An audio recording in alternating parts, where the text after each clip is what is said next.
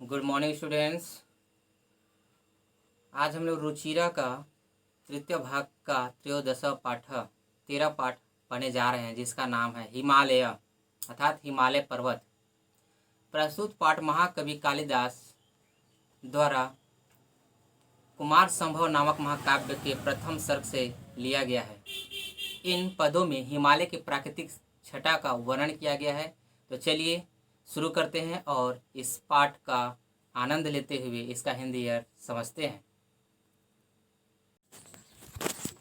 चलिए इसका हिंदी ट्रांसलेट करते हैं। देखिए लिखा है कि अस्त्युतरश्याम दिशि देव तात्म हिमालयो नाम नगाधिराज पूर्वापरो तोयनिधि वाग्यः स्थित पृथिव्याम इव मानदंड।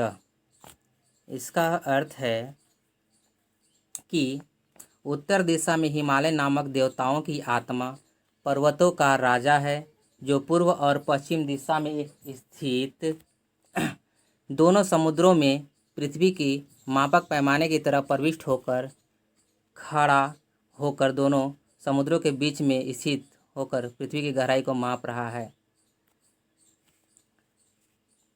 दूसरा है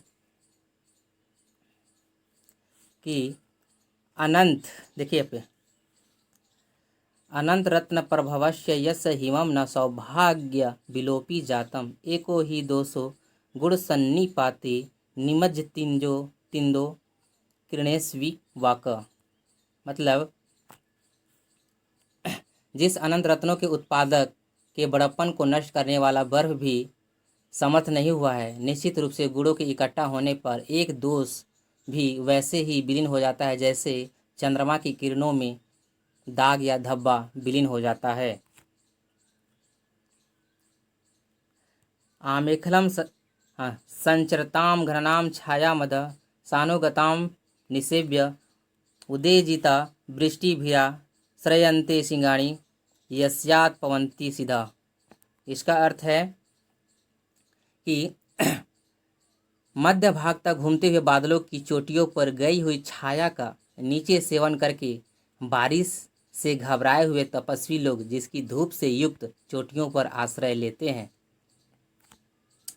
कपोल कंडु करीभिर्विनीतं नेतुम विघटितानां सरल द्रुमाणां यत्र स्तुतक्षीरतया प्रसूत सामनीगंध सुर भिक्रोति। देखिए कपोल कंडु मतलब कनपट्टी की खुजली होता है, ठीक है। इसका हिंदी अर्थ समझिए। जहाँ कनपट्टी की खुजली मिटाने के लिए हाथियों के द्वारा रगड़े हुए देवदारू के सीधे वृक्षों का दूध निकलने से उत्पन्न हुआ सुगंध पर्वत की चोटियों को सुगंधित कर देता है।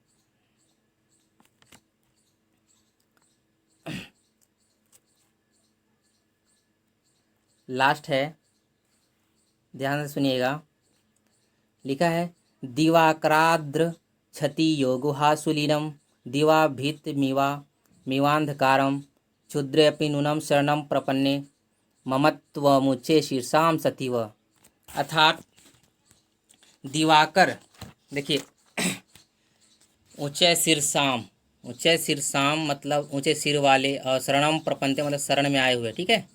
इसका हिंदी अर्थ है कि जो दिन से मानो डरे हुए गुफाओं में छिपे हुए अंधकार की सूर्य की किरणों से रक्षा करता है, निश्चित से नीच के भी शरणागत होने पर मानो ऊंचे सिर वालों अर्थात महापुरुषों का उनके प्रति स्नेह व्यक्त हो रहा है, ठीक है।